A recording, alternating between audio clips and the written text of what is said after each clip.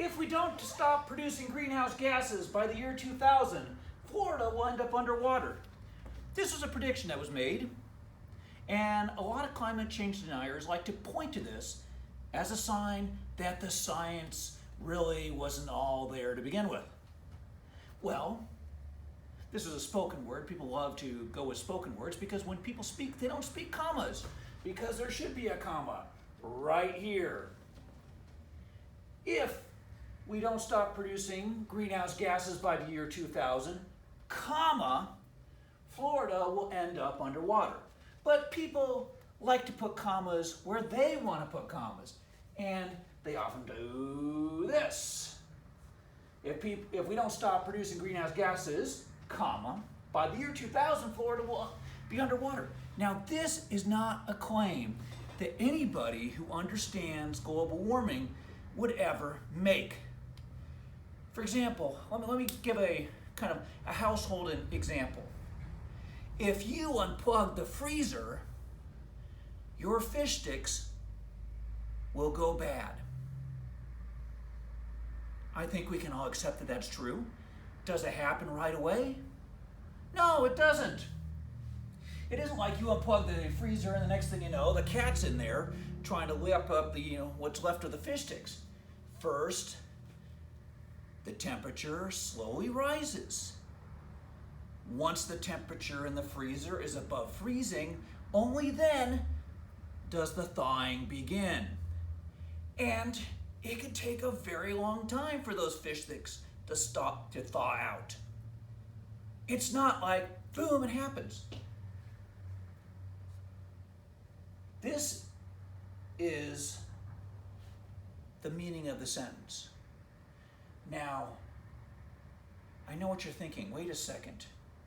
Does this mean Florida's doomed? Yep, sure does. Florida is going to end up underwater. There really is nothing we can do about it now. How long do you have?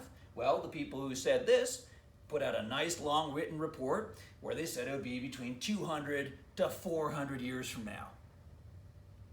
That's how long it would take for those greenhouse gases that have been produced before 2000 to heat up the atmosphere enough and then for the ice caps to melt.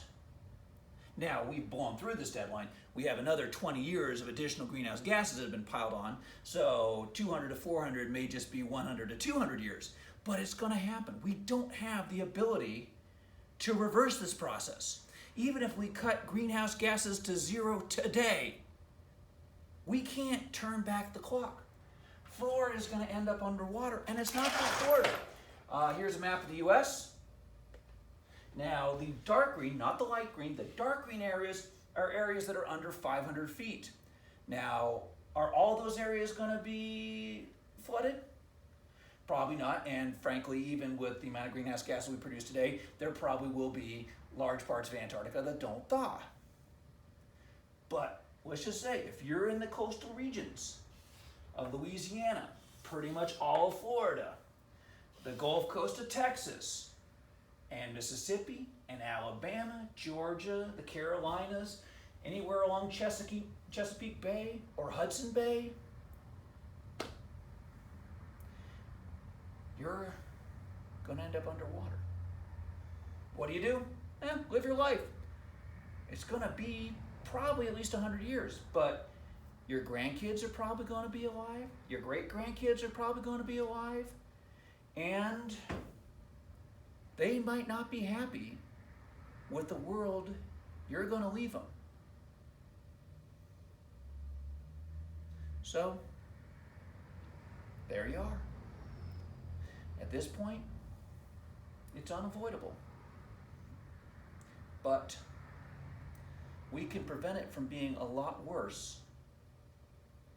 Maybe we can't save Florida, but maybe we can save most of Mississippi, Alabama, Texas, the Carolinas, New York, Massachusetts. It's going to happen. The sea levels are going to rise. At this point, it's just a question of how much and how soon. And although I will probably not live long enough to have to deal with the consequences, people who I love, will.